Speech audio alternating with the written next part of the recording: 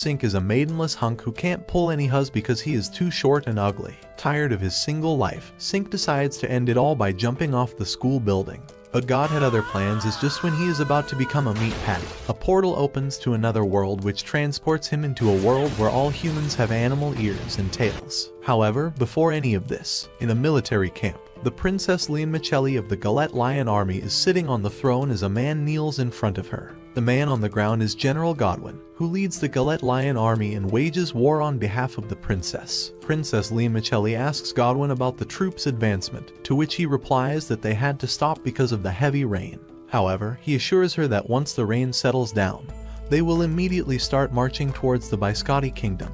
Princess Lian smiles cruelly while her servant pours down grape juice into her glass. She can't have alcohol as she is still 16 and is not an adult. Meanwhile, in the Filiano castle of the Biscotti Republic, all the high officials of the Republic are gathered for a meeting to discuss the invasion of the Galette Lion Army. The officials are worried because lately their defenses have been very weak, which is why they haven't been able to defend against the invasions. One of the older officials comments that only if they had their knight, Yukikaze, and Knight Brioche in the battles, they wouldn't be losing so miserably. One of the younger officials, Lauren, replies to the elderly and explains that they have their duties and can't divert their attention towards this battle. The elderly official is worried that if this continues, then the kingdom might end up getting destroyed by the soldiers of the Galette Lion Army, so he suggests just giving up Filiano Castle and retreating. This offends one of the female knights named Eclair, who angrily comments that she won't let such a thing happen and that they must win this battle no matter what. Her bad table manners make one of the female officials named Ricotta angry,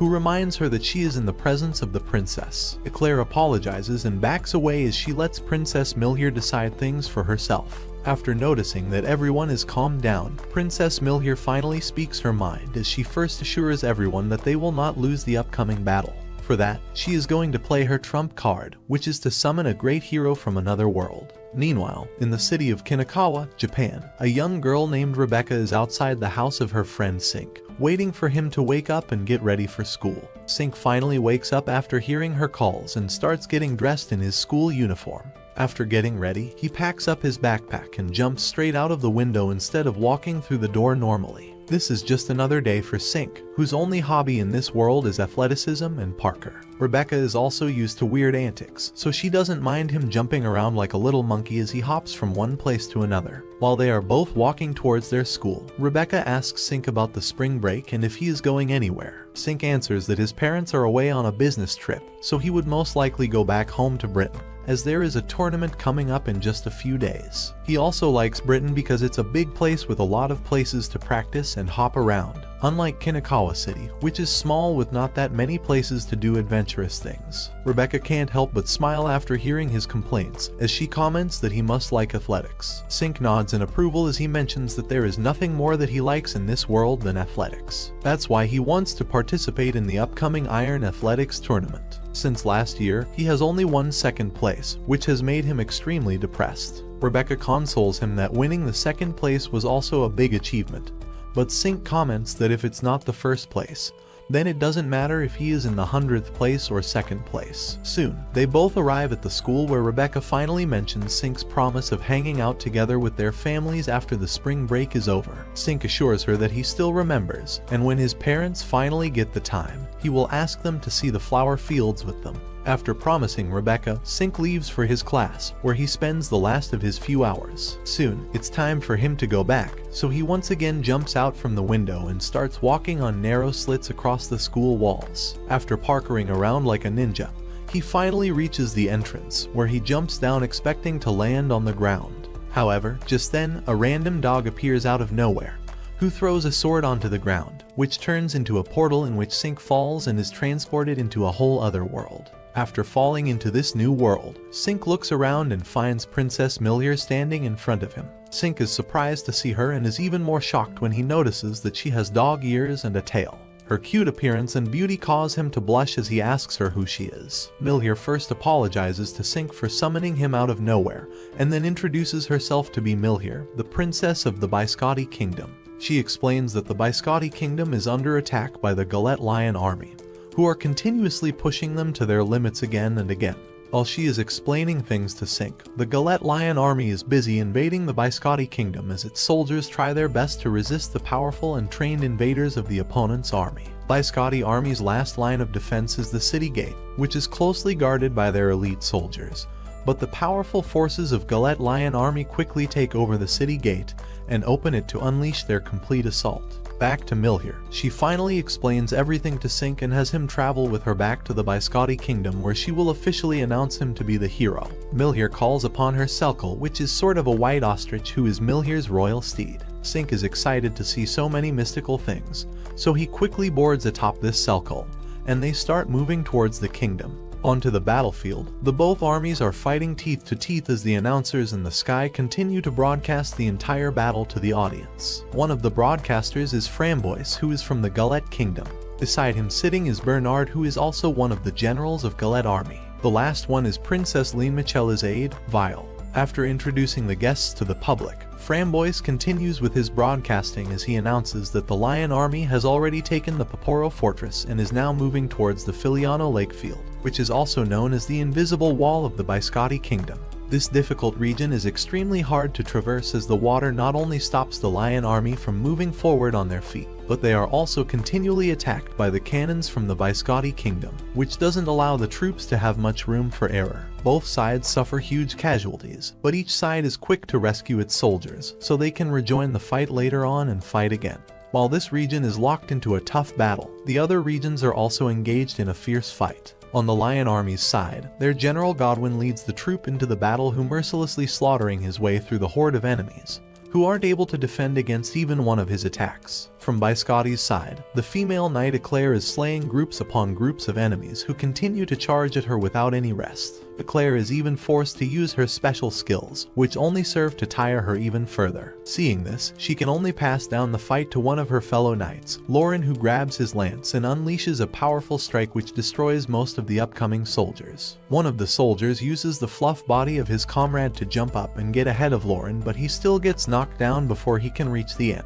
Seeing his bravery, General Bernard promises to reward him once the battle is finished. Back to Milhier and Sink, they finally arrive at the battlefield, where Sink is kind of surprised to see the scale of the battle. He worriedly asks Milhier if people get injured or die during the battle. Milhier answers that nothing like that happens since all the battles are fought under the rules of their world. The fallen soldiers revert to their puffy forms and are taken back to heal, where they eventually recover to their original forms. Sink is delighted because he didn't want to become a hero if it meant staining his hands with blood. After learning that he only has to use his athleticism to beat down enemies into their puffy form, Sink accepts the role of the hero and gets ready for his first battle. After getting his confirmation, Milhier announces to her people that Sink is the new hero that she summoned and finally reveals his existence to the world. Sink makes his first heroic entry as he jumps down into the raging battlefield. On his head is the red bandana of revolution, and in his hands is the staff which he will use to vanquish all of his enemies. His entrance attracts a lot of attention since it has been a long time since a hero was summoned to this world. Both sides are equally excited to see Sink.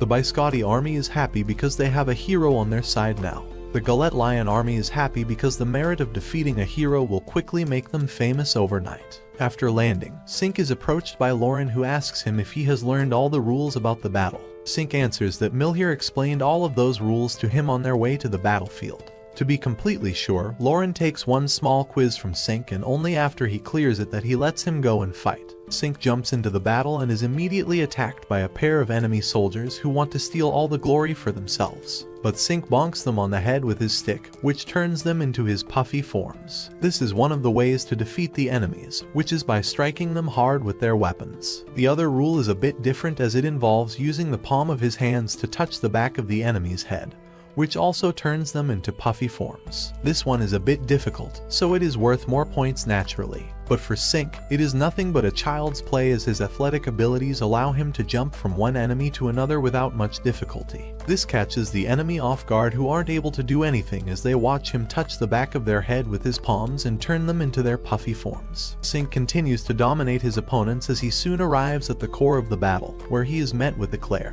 who is still fighting the enemies with her full strength. Sink watches her use the beam attack, which she previously used, so he asks her if this is her seal attack. Eclair looks at Sink and can't help but feel a bit irritated, but she still answers and tells him that it is indeed the seal attack of her weapon. Sink is glad because he wanted to learn it from her after he learned about it from Milhier. Previously, when he was changing into his hero's attire, Milhier told him about the world of Flaniard and the energy that flows through it. The people call it spirit energy, and it can be used for a lot of things, and one of those things is the seal attack that can only be used by special weapons designed to handle the spirit energy. Saying this, Milhier hands out a ring to Sink, which is a sacred weapon only meant to be wielded by the heroes. She tells Sink that it can turn into any weapon that he wants. Sink, being a fan of sticks, chooses a staff to be his weapon, which surprises Milhier, as most people choose swords or spears as their weapons. Back to the present, Sink explains all of this to Eclair, and tells her that Milhier recommended that he learn about the seal attack from her since she is the best at it. Hearing this, Eclair blushes and finally agrees to teach him. She asks him to copy her moves as she performs each move step by step. After copying her moves, Sink is finally able to summon the avatar that he saw Eclair pulling out previously. The avatar allows him to utilize the spirit energy in heaven and on earth to attack the enemies. Both Eclair and Sink release their seal attacks at the same time, which creates a huge explosion zone enveloping all of the enemy soldiers, who immediately turn into their puffy forms and start escaping to save their lives. After the attack, both Eclair and Sink feel a bit exhausted because the seal attacks are powerful, but they also drain a lot of energy. The seal attacks are good against normal soldiers, but against the knights and elites, they have their own protective gears and weapons. So unless it's a sneak attack, it's hard for someone to defeat them with just a seal attack. Just as she says this, a powerful seal attack comes towards them, which Eclair barely stops with her daggers, but still ends up getting shot backwards as both her and Sink crash into the mountain. When the dust settles, Eclair looks above and realizes that the attack was from the Princess Lianmichelli, who personally came into the battlefield to defeat them. After showing her powers to them, Lianmichelli leaves to attack the main base. Eclair, who is on top of Sink, asks him to move aside so they can chase her. Soon, they both catch up to Lianmichelli and attack her from two different sides. Lianmichelli notices their strategy, so she jumps away and let both of them crash into each other as she throws another seal attack at them, which causes both Eclair and Sink to crash down. Lianmichelli doesn't give both of them any time to recover as she immediately launches a full power seal attack, which blows the whole arena, making all the soldiers there turn into their puffy forms. After the dust settles down, she doesn't find Eclair or Sink anywhere, so she asks the announcers to confirm if they have been defeated. But before the announcers can say anything, they look in the sky and find Sink and Eclair coming down at a rapid speed. Previously, when Lianmichelli was about to launch her full power attack, Eclair used her own seal attack on the ground to propel themselves into the air, which saved them from getting defeated. While they both are falling down, they quickly make a strategy to defeat Lianmichelli. First, Eclair throws Sink towards Lianmichelli with her full strength, which pushes Sink to surpass all of his speed limits as he crashes into Lianmichelli. She tries to defend herself, but in the meantime, Eclair arrives as well and they both start to disarm Lianmichelli little by little till she has no weapon or armor left on her body. Sink, being a young man, can't help but stare at Lianmichelli, who got the physique of a diva. With the battle officially over, all three of them are interviewed by the press one by one. Lianmichelli first gives her interview as she praises Sink for his strength and Milhier's strategy to summon a hero. She then throws the mic to Sink, who doesn't have much to say except that he enjoyed the battle. After he is finished, Lianmichelli asks him to throw his mic towards Eclair. Just when Sink throws the mic, Lianmichelli asks the cameraman to focus on Eclair and take a good picture. No one understands what she means, but when the mic finally lands in Eclair's hands, her clothes explode, and so do everyone's eyes. Lianmichelli explains that previously, Sink accidentally hit Eclair's clothes with his staff, which caused this to happen. Later, Eclair is extremely angry at Sink, so she starts chasing him around to beat him, but is only stopped by Lauren, who invites Sink to watch the live performance from Princess Milhier, who is also known as the best singer in all of Flaniard. Sink agrees to come, but before that, he asks Lauren if he can go back to his world or at least contact his family to let them know that he is fine. Lauren is a bit taken aback as he asks Sink if Milhier didn't tell him about the conditions to summon a hero. He explains that once a hero is summoned to Flaniard, he can't go back to his original world at all. Sink is shocked to learn this, but he isn't the only one, as Milhier also learns about these conditions from Ricotta. This causes her to sweat profusely as she asks Ricotta if there is any other way, but Ricotta gives her a negative answer, as there is no record of such a thing happening in the past. While everyone is excited to watch the princess on the big stage, the hero who brought them the victory is nowhere to be found. The press wants to interview the hero to ask him about his personal life, but they can't find him anywhere. Seeing the huge crowd of reporters causes Lauren to appear in person as he tells them to come back later, and makes an excuse that the hero is busy with personal stuff. While Lauren is trying to convince all the reporters, Eclair watches over Sink, who is depressed because he can't go back to his world. However, the culprit behind his depression is getting ready for her concert, as in her management's eyes, her concert for the public is much more important than dealing with such issues. Milhier still feels bad for Sink, so she asks her to keep an eye on anything related to hero summoning and returning. Back to Sink, he keeps on trying to find a signal on his phone to at least inform his family, but ends up being even more depressed after nothing works. To cheer him up, Eclair tells him that Ricotta is looking for an answer in the library regarding his return. So till then, she suggests that he roam around the city and enjoy this new world. For that, she even gives him the funds for his contributions to the war. At first, Sink refuses to take it, but after Eclair insists that it's his money, he finally takes it, and they start to go through various stalls to try out different things. During this, Sink learns more about the Flaniard and how the battle that happened yesterday is something that's completely organized by the kingdoms themselves. She also tells him that what happened today was a rare event, as mostly the battles are very small. These battles can be between kingdoms and even between small villages that use this to settle grudges between them. But organizing such battles comes with a cost, so both sides pay money to the government, and the winner takes 60% of it while the government takes 40%. After strolling around for some time, they go to visit Ricotta, who apologizes to Sink for not being able to find any solution yet. She asks Sink if he has a deadline, so he calculates in his mind and tells her that there are still 19 days left at the end of spring break, and minus the 3 days that he promised to Rebecca, he only has 16 days left. This is enough for Ricotta, who promises him that by that time, she will be able to find the solution. Sink feels a bit better after hearing her confidence, but he still wants to find a way to contact his family and friends, even if he can't go back home right now. He shows Ricotta his phone and asks her if she has anything that can enhance the strength of the signals, which might allow him to contact his family. Ricotta curiously looks at the device in his hand and then thinks for a while before bringing him to the place that he came from. There, she shows him her spirit energy enhancer device that she built when she was 5. The device is still being used all over the world, which she proudly shows to display her brilliance. Sink brings his phone near the magic circle, and soon he starts receiving a few signals which are enough to make him able to call back home. He first calls Rebecca, who picks up the phone and asks him if he is at the airport because his voice sounds quite noisy. Sink is glad that he doesn't have to make an excuse and goes with it. He talks to her for a while before putting down the phone, as he asks Ricotta if he can use the device for a bit longer. After getting her approval, Sink contacts his parents and informs them that he is fine, and if they can't contact him for some time, they shouldn't worry. After he is done, Ricotta asks him if she can look at his phone, as she is quite curious about the technology. But Sink is worried that she might disassemble it, which will cause him to lose the last of his connection back to Earth. While all of this is going on, Milhier is still busy in training for the concert, but her mind is still stuck at worrying for Sink that he might not be able to go back to his home. In the Galette Lion Army's camp, Limoncelli is resting when her aide Vile asks her if they need to do anything to disrupt Milhier's concert.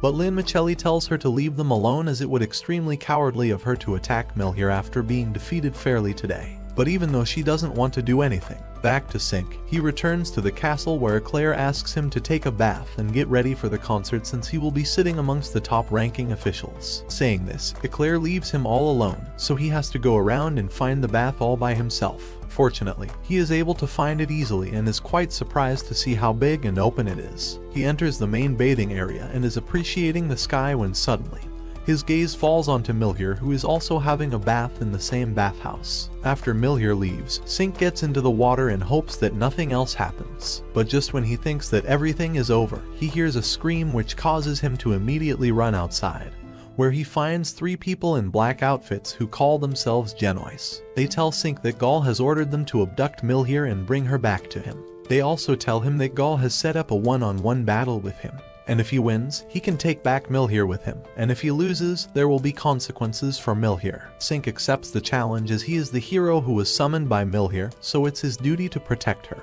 His acceptance of the challenge causes ruckus across both kingdoms, especially by Scotty, since they now have to prepare for another war. Sink, however, doesn't know this, so he starts running towards the enemy's base, but on his way there, he bumps into Eclair, who kicks him in the head and reminds him how stupid a move that he did. Laren is also busy calming down the officials who are surprised to hear the declaration of the war and the abduction of the princess. All of the officials are worried because only 1.5 hours remain in the concert, so if the princess doesn't come back, they won't be able to please the masses. Laren also understands their concerns, so he assures them that they will rescue Milhier and bring her back for the concert. Back to Sink, he apologizes to Eclair for his rashness, but since he has already done it, Eclair has to accept the result and heads alongside him to rescue Milhier. Ricotta also accompanies them for battle as she would provide them with the much needed support. Meanwhile, at the enemy's base, Prince Gaul is sitting on the throne as he looks down on General Godwin kneeling before him. He can understand that General Godwin wants to ask for his reasoning to abduct Milhier, but he assures that everything will be fine and that he has plans for her. After assuring Godwin, Gaul asks his servants to go and take care of Milhier and make sure that she doesn't feel uncomfortable. The servants accept his orders and arrive at Milhier's room, where she is being held captive. They bring the lioness Verona to meet her, which delights Milhier as she missed playing with Verona when she used to hang out with Lianmicelli when they were children. A long time has passed by then, and now even Verona has her children. While playing with them, she can't help but reminisce about her memories and wonder why Lianmicelli doesn't hang out with her anymore. Back to Sink, he and his companions finally arrive at the base, where they are faced with hundreds of soldiers. Ricotta stays back to support them while he and Eclair jump straight into the battle. The enemy commander calls them stupid to jump into the battle all by themselves and orders the soldiers to shoot arrows. But before they can move, a ton-load of cannonballs comes raining down on them, which causes a lot of casualties. The cannonballs are being shot by Ricotta, who uses her special seal ability to attack the enemies from afar. Back in the base, Gaul enters Milhier's room to meet her as he apologizes to her for abducting her so suddenly. He tells her to not worry and promises to explain things later on when the time is right. Even though Gaul assured her, Milhier is still worried as she watches through the mirror in her room, which shows her everything that's happening on the battlefield. Sink and Eclair are cornered by the soldiers while Ricotta, who is supporting them from afar, also gets captured and surrenders to save herself. Seeing them struggling so hard, General Godwin comes out of the base to laugh at them. But Sink and Eclair don't pay any attention to him as they are busy fighting over who will go inside to rescue Milhier and who will hold back all the soldiers. They both want to sacrifice themselves, which causes them to argue with each other. This pisses off Godwin, who feels insulted because they don't even pay attention to him. In his anger, he attacks them with his weapon, but Sink barely blocks the attack in time, but the aftershock causes him to smash into the pillar behind him alongside Eclair. Sink and Eclair are in a terrible position as they not only have to fight hundreds of soldiers, but also their General Godwin. But fortunately, the help arrives soon as Brioche, who is one of the freelance knights of the Biscotti kingdom, enters the battlefield and silences Godwin in a single blow. Seeing her immense power brings confidence in Sink, who can now go back into the base and rescue Milhier. His confidence grows even further when another freelance knight called Yukikaze enters the base alongside Ricotta, who both help Sink and Eclair in clearing the base and also preparing them for a way to get inside. Sink and Eclair thank Yukikaze and Brioche as they ride their Selkle and rush inside the base to locate Princess Milhier. Inside the base, Eclair and Sink split up as Sink heads inside the castle to fight Gaul while Eclair heads towards an alley to fight Genoise. The trio includes the top elites of Gaul's army. One of them is Noir, who is an expert at handling daggers. The other is Vert, whose bow never misses a shot. The last one is Jaunt, who wields a giant axe twice her size. Sink doesn't get angry, but instead he observes how Gaul fights and tries to incorporate such techniques into his own fighting style. Even though Sink is extremely athletic, his fighting capabilities are still not that great since he has never really fought any real opponents before. This battle with Gaul allows him to strengthen his weaknesses, which makes Sink's fighting style even more deadly and perfect. Gaul enjoys the fight as it's been a long time since he has fought an equal opponent in the same age group, so this battle also allows him to grow even further. Gaul's fighting style is just like his lineage, extremely brutal and fierce just like a lion. Each of his attacks is extremely calculated and fierce, which brings a lot of trouble for Sink, who is inexperienced in fighting against seal attacks. The previous applications of the seal attacks that he learned were just rudimentary, so he ends up getting destroyed when his opponent has much greater control over his strength. After getting a few more beatings, Sink is bleeding on top of his head, but he still doesn't quit as he finally learns how to improve his previous seal attack. He swings his staff around, which causes the avatar behind his back to grow even more solid as his staff starts to glow. Seeing this, Gaul also gets excited as he also starts preparing for his own moves. Meanwhile, Brioche, who was fighting against Godwin outside, finally stops when she learns from Yukikaze that reinforcements are arriving. Brioche looks towards the road but only finds one celcle on which Princess Lean Michelli is sitting. Soon, Lean Michelli arrives at the gates of the base, which opens up immediately after the soldiers notice who she is. She heads inside and asks Godwin where Gaul and Milhier, but Brioche stops her and tells her that they are in the middle of a battlefield. Lean Michelli reminds Brioche that she isn't a weak child anymore and that her strength now rivals even of her own. Brioche doesn't deny her claims, but she still stands in front of her, signaling that she must defeat her if she wants to pass. Lean Michelli has no choice but to engage in the battle, and while they exchange blows, Brioche asks Lean Michelli as to why she is waging war against the Biscotti kingdom. Lean Michelli tries to play cool by saying that it's the nature of her Galette Lion army, but Brioche doesn't buy her words since she feels that there is something else to her motives. Lean Michelli doesn't care what Brioche thinks, as the only thing she cares about right now is meeting Gaul and punching him on the head for interfering in her personal matters. So, she quickly wraps up the battle and defeats Brioche before moving forward to find Gaul. On her way towards him, she meets Eclair fighting against the trio, so she gives them a quick bonk on the head to remind them what they did was extremely stupid. Back inside the castle, Cinque and Gaul are still locked in a battle when Cinque mentions to Gaul that he should give up and release Milhier because there are thousands of her fans waiting for her concert. This stops Gaul in his tracks as he asks him what he means by the concert, but Cinque doesn't let him say anything as he continues to push him further and further. Gaul finally realizes that he didn't get the full information from his subordinates, which pisses him off, as if he knew there was a concert he wouldn't have planned all of this. But before their fight can escalate any further, Lean Michelli enters the scene and bonks both of them on the head for acting so immaturely and causing so many inconveniences. She takes all of them to Milhier's room, who is surprised to see Lean Michelli, but when she tries to talk to her, she doesn't reply and just apologizes to her before leaving. Milhier is now freed from her cell, but she still can't reach the concert in time, as there are only 30 minutes remaining. But the time it will take them to travel to the Biscotti kingdom will take at least 1 hour. Just then, Cinque raises his hand and tells them that he has a plan which will allow Milhier to reach the castle in 30 minutes. The plan is to use the spirit energy through his weapon and use it as a propulsion to travel at high speed. Everyone is dubious of his claims, but Milhier trusts him as she agrees to go with him. Cinque grabs Milhier and jumps straight out of the window as he activates the seal attack to unleash bursts of spirit energy. This pushes his speeds to next level as he manages to cover a lot of distance in just a few seconds. Yukikaze tries to catch up to them and manages to stay with them for a while before Cinque decides to go even faster by turning his staff weapon into a board, which he then uses his spirit energy to act like a booster, which makes them fly even faster. With such speed, the Filiano castle isn't that far, so Milhier is finally able to relax as she sits down on the board and lets the wind caress her face. This makes her open up to Cinque as she apologizes for her blunder in summoning him without knowing that he wouldn't be able to go back to his original world. She tells him that she just became the ruler, and before her, it was her father whom everyone admired. She feels a lot inadequate compared to her father, who used to deal with all sorts of things without much trouble. Cinque consoles her and tells her that it's okay and that she doesn't need to worry. He also tells her that being new to something doesn't mean that they need to be perfect, as it takes time for people to adapt to new things. He gives his example as he is also a new hero who has not even been in this world for a single day. After listening to his words, Milhier finally calms down as she thanks him for being here. Soon, they arrive at the castle where Milhier rushes inside to get ready and prepare for the concert. Fortunately, everything goes perfectly and the concert is a huge hit. While Milhier is performing, Cinque rests backstage because he has exhausted himself by continually using the spirit energy. The following morning, Milhier calls all the officials to the court, where she hands over their prices one by one for every contribution they had made in the war. She first calls out Laren, who contributed a lot during the battle against the Galette Lion army. She hands him the reward, and he leaves. After him, Milhier calls Eclair, who contributed the most during the battle, whether it be holding back all the enemy soldiers or defeating the Princess Lean Michelli herself. As for her reward, Eclair demands headpats, which Milhier accepts and gives her a lot. Seeing her wagging tail, Cinque is intrigued as he asks them if the headpats really feel that good.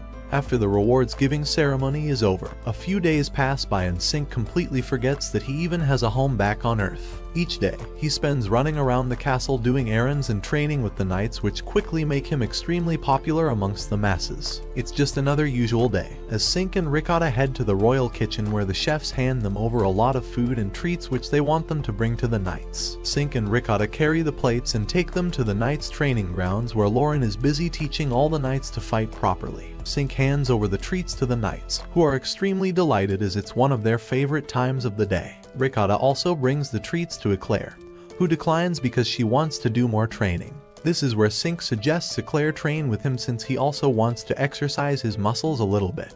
Lauren agrees with his suggestion and asks Eclair to train with him. To him, this is also another way of teaching the younger knights, who can learn a lot by watching two strong opponents fight each other. Eclair accepts Sink's suggestion as she asks him to pick a weapon. Sink chooses a random sword from the training weapons and decides to go with it. Eclair also chooses a sword as she gets into the stance for battle. The battle between them is extremely fierce and tough, but before the winner can be declared, their swords shatter, and they have to put a stop to it. Eclair asks Sink if he also felt a cold feeling in his heart, to which Sink replies that he didn't. But he is worried that Eclair might be sick, so he touches her forehead to measure her fever. This causes Eclair to become embarrassed, so she punches him in the gut, which causes him to drop to the ground. But Eclair doesn't just stop there as she continues to beat him up because she feels that he always takes advantage of her when she's not realizing it. Poor Sink is beaten up without even doing anything, so he leaves for his next destination, which is a fishing spot near the river where he often finds Yukikaze and Brioche staying. Sink comes to this place to fish as it brings him peace of mind. While they are fishing, Brioche asks Sink if he will go back to his world after he is done with his time here. This finally reminds Sink that he can't go back home and is forever trapped here in this world if Ricotta doesn't find anything. However, Brioche asks him not to get worried, as even though this region doesn't have any records of heroes returning to their original world, but in other regions there have been such records, so he should be fine. She also trusts Ricotta and her ability to find solutions that no one else can. While Sink is hanging out with them, Milhier is busy signing documents that need her approval. She is getting bored, so to motivate her, Lauren tells her that once she is done with the work she can meet with Sink and talk about things that she wanted to. This energizes Milhier, who quickly locks in and starts finishing her work even faster. Later at night, Sink finally returns back to the castle where he is captured by the maids who take him to the bathhouse to properly clean him before he can go and visit Milhier. Soon, Sink arrives at the top of the castle, where Milhier is sitting by a table waiting for him. After seeing that he is finally here, she dismisses her servants so she can have a wholehearted chat with him. While they are talking, Sink asks Milhier why she chose to summon him. This question makes Milhier blush a little bit as she asks him if he knows that in this world, some people can read stars. She used just that power to look into the best hero that she needed, and the stars showed him to her, which is why she ended up choosing him. She mentions to him the Iron Athletics tournament where he participated, but still lost. Sink is embarrassed to learn that Milhier knows about this, so he tells her what it was and how he lost to his mentor, who is also his cousin, Nanami. He feels ashamed because nothing about that tournament was heroic, as he cried like a stupid child after he lost to Nanami. However, Milhier doesn't feel the same, as she tells him that those tears were genuine and belonged to a person who knew that they had worked hard but were unable to win. So that's why she is glad that she summoned him and not Nanami. While both of them are busy in their candlelight dinner, Brioche is helping Lauren move stuff when she mentions that when she fought against Princess Leon Michelli, she felt as if she was being manipulated or something. She feels that it might be the work of a demon, and dealing with demons is just her specialty. On the other side, Leon Michelli is in her room, which is all messed up as if someone threw a tantrum in here. Leon Michelli, who is always composed and dignified, now looks like a hopeless maiden who is unable to change her fate. But this time, the terrible fate isn't hers but of Milhier and Sink, who only have a month more to live. Leon Michelli doesn't understand why her divinations are so clear when she doesn't even have an affinity with star divinations in the first place. She curses her divination powers as she is on the verge of breaking apart due to the pressure. The following morning, Milhier is working hard in her office because after the work is done, she will be free to go on a morning walk with Sink. After finishing her work, Milhier immediately gets ready for outing as she heads out to meet Sink, who is also waiting for her besides her Selkle. Soon, the duo heads out towards a secret location that Milhier often used to visit whenever she felt like escaping her troubles. Soon, they arrive at the beautiful field of flowers, which is also the secret spot. Feeling the fresh morning breeze on his face, Sink asks Milhier what she wanna do. Milhier answers that normally she would walk around the field and then eat some sandwiches. Sink tells her that they should try out something new, so he takes out his hero's ring and creates a frisbee with it. He then teaches Milhier how to throw it and catch it in the air. Milhier is a quick learner, and soon she is throwing around the frisbee, even matching Sink's own pace. After playing around for a while, Sink and Milhier sit down to rest for a while as she brings out her picnic basket which has some freshly made sandwiches in it. While they munch on the sandwiches, Milhier talks about the improvement in his usage of his hero's ring as now he can use it efficiently and can even split it up into multiple weapons. However, Sink is still not satisfied because he wanted to turn into a sword but wasn't able to. Milhier tells him that she also has a similar ring, but she can't transform it into a sword as well. She also tells him the origin of the two rings and how they were made in pairs. The hero's ring is named Palladian, while the princess's ring is named Exelet. She also mentions that other countries also have their treasured weapons, such as the Gullet Kingdom has a pair of giant axes and a treasured sword. Sink is surprised to learn about such things, but he feels quite sad when he realizes that he would have to return the Palladian to the Biscotti Kingdom before he leaves back to his original world. He wonders if he can get it back after he returns to Floniard or not. This surprises Milhier, who asks him if he would be willing to come back after going to his original world. Sink answers that he loves the vibes here, so he will return if Milhier is willing to summon him once again.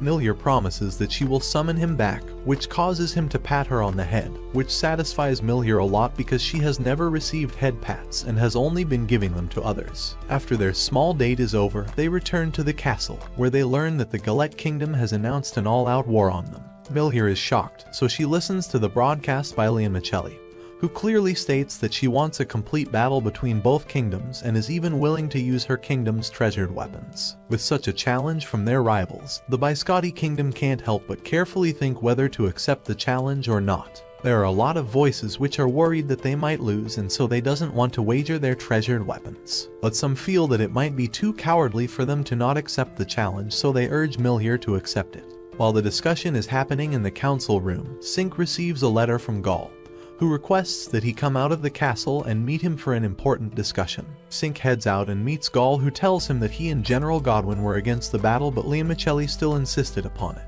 He feels like there is something wrong with his sister but he can't pinpoint what it is, so he requests him to defeat his sister and free her from whatever she is suffering. Sink heads back to the castle, where he meets Emilita and asks her about the relationship between Milhier and Lianmichelli. Emilita tells him that for a long time, both kingdoms had extremely good relations. This caused a strong bond to form between the two kingdoms and their heirs, which naturally led to the friendship between the two young princesses, Milhier and Lianmichelli. They both treated each other like sisters and were always together. However, 6 months ago, everything changed as Lianmichelli started to distance herself from Milhier. She even asked the kingdom to increase her security as she feared for her safety. But sometime later, she challenged the Biscotti Kingdom for the first time, and ever since then, they have been fighting each other in many battles. After learning about the history, Sink understands the complications, so he heads out and waits for Milhier to come out and tell the world about her decision. Soon, Milhier walks out of the council room and presents herself before the people,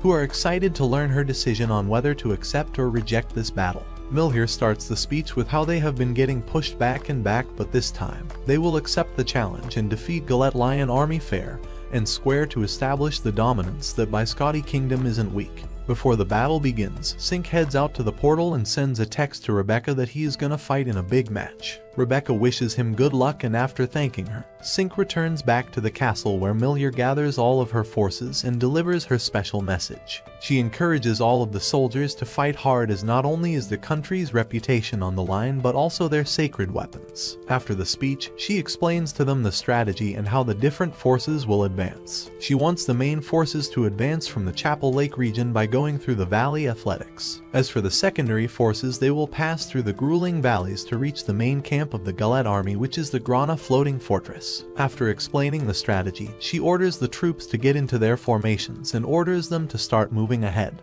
The troops follow her command and start following their respective commanders and rushes towards the battlefield. On Gullet Lion Army's side, the situation isn't any different, as they also move towards the battlefield at a rapid speed as they are led by their commanders and generals. General Bernard is leading his group while Godwin is leading the troops that are more inclined towards Prince Gaul. That includes the trio as well, who are sitting on their selkles and discussing the upcoming war and the route they are using. Vert is cautious since they don't know what awaits them, which reminds John of the rumors that the Grana fortress is haunted. This pisses off Godwin, who tells them to not talk about ghosts and stuff as there are no such things like that.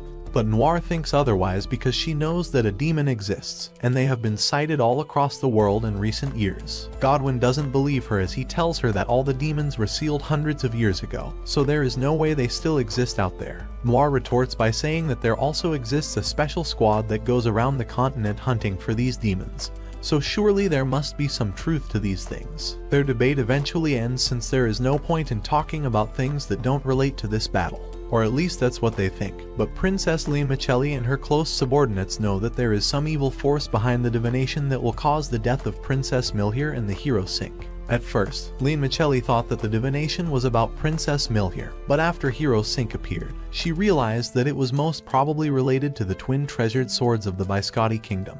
The owner of these two swords will suffer a gruesome fate, which is also why she wants to take away those weapons from the Biscotti kingdom, so that Princess Milhier and the hero Sink will both survive. She also plans to take the Grand Verdax and do it all by herself. She will then leave the crown to her younger brother, Gaul, who can be the next ruler after she leaves. Vial and Bernard are against this decision, but Lianmichelli shuts off her ears and doesn't listen to any of their suggestions. Back to the battlefield, both sides finally arrive at the location and they are ready to win. The elitist knights and soldiers from both sides strategize their plans to move ahead as Eclair and Sink decides to take the shortest route while the other troops will engage Galette army on the bigger stage. To support them, Ricotta once again accompanies them and together they set off towards the middle of the valleys to reach the enemy's main camp. But on their way to the valleys, they are intercepted by a formation of troops, so first they defeat all of them and only then move towards the next step. Yukikaze aids them in clearing the formation, which gives them an easy access to the valleys, and they arrive there without much exhaustion. Meanwhile, Milhier is sitting at the Biscotti army's main camp, where she is ambushed by Vial, who infiltrates the camp to abduct her. However, Milhier had already predicted this, so what she left in the camp was not herself but Ricotta, which causes Vial to give up as she realizes that their plans have been foiled. Back to Sink and Eclair, they notice the fireworks in the sky, which signal to them that the main base was indeed attacked by Galette's army. This causes Ricotta beside them to turn into Milhier, who comments that there is indeed something wrong with Lianmichelli, or else she wouldn't have attacked the main base since it's beneath her morals. This worries Milhier, who decides to confront Lianmichelli on her own and ask her why she is doing all of this. Lianmichelli is at the fortress waiting for Milhier to come when her maid Rouge informs her that Vial failed in her mission and was captured by the Biscotti kingdom. Lianmichelli expected this much, so she isn't worried, but Rogue still can't help but feel a bit tense as the battle hasn't been going in their favor at all. Prince Gaul, who is supposed to lead most of their elitist squads, doesn't seem to be in the mood for a serious battle. Lianmichelli dismisses her concerns as she assures her that as long as he does somewhat of a somewhat decent job, she will be able to complete the rest. Back to the battlefield, Brioche is defending the bridge between both factions, not allowing any soldier to step onto their side of the territory. She is completely dominating the battlefield, but just then, the opposing General Bernard appears, who challenges Brioche to a battle. Before Brioche can accept his challenge, Lauren comes between and asks Bernard to fight him instead. The audience is shocked as they didn't expect both commanders of the opposing armies to confront each other this early. Brioche leaves the battle to Lauren as she moves ahead with her squad to go towards the flying fortress. While the Biscotti kingdom is dominating this side of the battlefield, the other side is completely taken over by Prince Gaul, whose forces wreak havoc upon the knights and soldiers alike of the Biscotti kingdom. Their goal is to stop the Biscotti kingdom from sending any more reinforcements towards Princess Milhier. However, Princess Milhier's Selkle is still at the base, and Ricotta has to go and deliver it to her. So she chooses the most dangerous option and flies straight through the barrage of arrows in the hope that she will reach the other side before she gets hit. However, she underestimated Galette's army, which had Vert on their side, whose arrows never miss their targets. Vert shoots a fully powered arrow towards her, which Ricotta tries to block, but still ends up getting hit. The arrow shreds her clothes, and she becomes a spectacle to the whole audience. Fortunately, she is high in the sky, and Milhier's Selkle protects her from being seen by any more people. Vert, who is smug after making a mockery of Ricotta, soon suffers from the same when the arrow division of the Biscotti kingdom shoots an arrow towards her in retaliation. which shreds all of her dignity as well. All sides on the battlefield are locked with each other in battles, which gives the heroes' party to reach the castle without much difficulty. The only obstacle that lays in their path are the defensive forces, but they aren't that much of a big deal when compared to the firepower of the hero and the head of the Imperial Knights. Back on the fortress, Lianmichelli is patiently waiting for Milhir when she receives yet another vision which shows her the death of Milhir yet again. But this time, there is no Sync besides her, which causes Lianmichelli to become worried as she doesn't know what changed. While she is racing through different possibilities, Milhir finally enters the fortress with her party, which leaves Lianmichelli with no choice but to confront her. She challenges Milhir and Sync to a duel, expecting they will both fight together, but when she learns that only Milhir accepted the challenge, she becomes shocked and realizes why the future changed. When Milhir enters the arena, she wears both of the sacred treasures on her hands, which answers Lianmichelli's question as to why Sync didn't die with her this time. Milhir isn't in any mood to learn what's going on inside Lianmichelli's hand, as she only wants to learn why she changed from a loving sister to the warmongering war princess that she is now. She also wants to know why she hates her now. Seeing the tears in Milhir's eyes makes Lianmichelli's resolve a bit weaker, but Rouge doesn't allow this to happen as she immediately attacks Milhir, whom she defends using the great sword in her hand. Rouge also tries to take away both of the rings from Milhir's hands, but even before she can reach them, the rings transform into a pink sword whose power throws her away. Meanwhile, back in the fortress, Sync is worried about Milhir, so he decides to go and help her. But since the elevator to the arena is blocked, he can only climb from outside. Claire also follows him behind as she also can't shake this feeling of uneasiness, as if something terrible is about to befall Princess Milhir. Claire's senses are right as the arena outside the fortress starts rising into the sky as lightning flashes across the horizon. The ominous feeling amongst their hearts continue to grow, which soon manifests into a terrible thing that they didn't even want to see in their nightmares. Milhir and the rest of the audience look into the sky and finds a giant ball of pulsating evil energy. The ball soon takes the shape of an evil fox demon who lands on the arena and immediately attacks Milhir. Lianmichelli quickly jumps in to save her as she cuts down all the tentacle-looking weapons threatening to hurt Milhir. After saving her, Lianmichelli turns towards Milhir to ask if she is fine, but this causes her to let her guard down, which allows the demon to sneak attack her from behind. Milhir can't let it happen, so she jumps in to save Lianmichelli this time, but her sword isn't strong enough to cut apart the tentacles, so she gets pierced by one of them and gets taken into the sky by the evil demon. Lianmichelli is extremely furious as she chases after the demon, but it doesn't stop, and no matter how many times Lianmichelli attack it, it doesn't even flinch and just keeps on moving. Lianmichelli is devastated as she is unable to stomach the failure that she couldn't save Milhir. Just then, Sync and Claire also manage to finally climb to the top. They learn about what happened from Rogue, who informs them that Milhir was taken away by the demon who is trying to absorb her. The only thing that's keeping her safe is the sacred treasure, but that's not going to last much longer. Realizing that they don't have much time left, Sync and Claire rush towards the demon as Sync uses his spirit energy to speed up their momentum, which closes the gap between them ever so slightly. But it's still not enough, so Claire gives all of her spirit energy to Sync, who finally arrives on top of the demon where Milhir is trapped. Meanwhile, Milhir meets the mother of the demon fox, who used to be a earth god before an evil sword struck it and it turned into a mindless demon. The demon fox even absorbed its mother and wreaked havoc across the continent before it was finally sealed by a person who also had the help of the sacred sword. The demon fox wants Milhir to use the sacred sword in her hands to slay the little fox, so that its misery will finally end and they will both be free from this world. But Milhir doesn't want to hurt the little fox, so she chooses an alternate path, which is to pull the sword from the little fox's body so that it can be freed from the fox and get to live a peaceful life. Her determination causes Exelid to finally turn into a sword, which frees her from the demon's cage. Outside the cage, Sync grabs Milhir, who gives him the Palladian, which also turns into a sword, finally fulfilling Sync's wish to be a proper swordsman.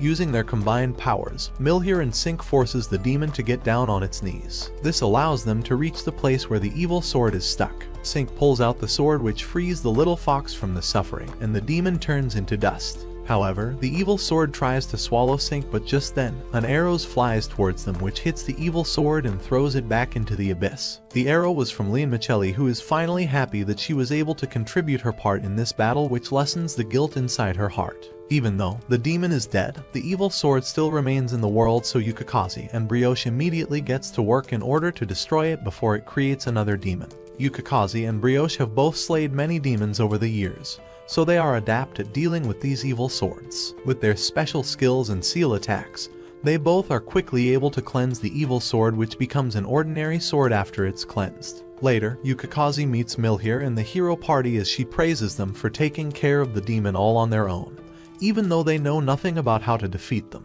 Milhier feels embarrassed because most of the work was done by the treasure swords and Sink, who pulled out the sword. Yukikaze looks towards Sink and also praises him as she promises to reward him with head pats later on.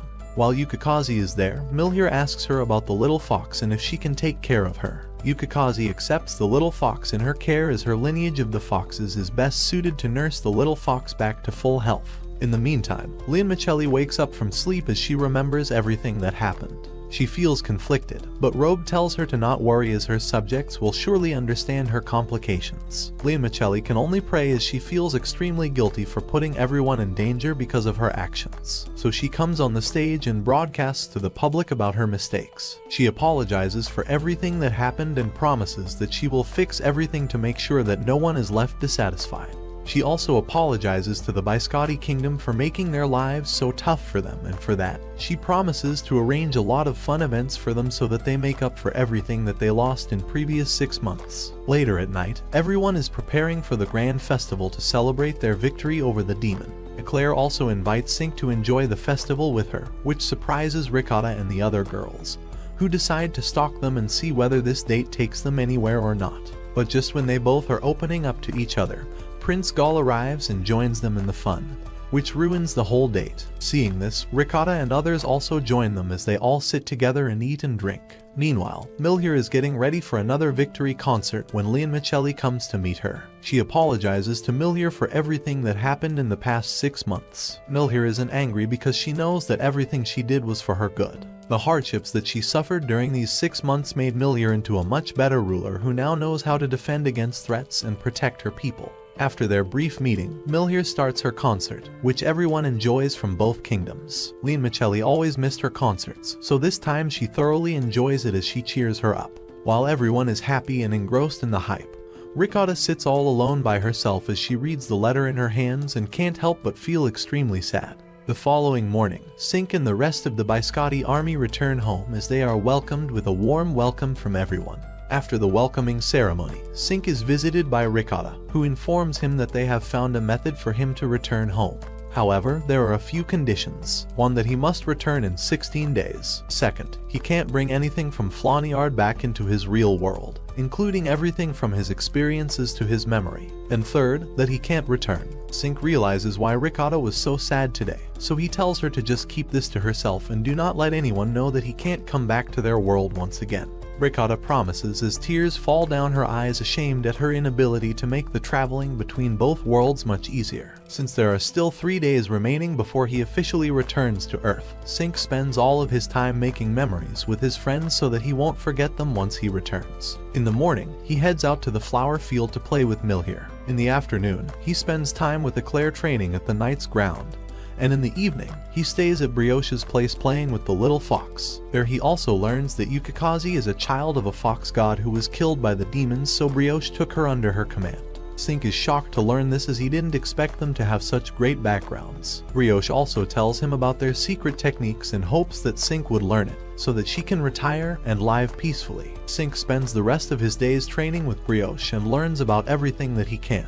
However, this is all useless as in the end, Sink will forget everything that he knows. Even if he could remember, it isn't like that he can return back to this world once again.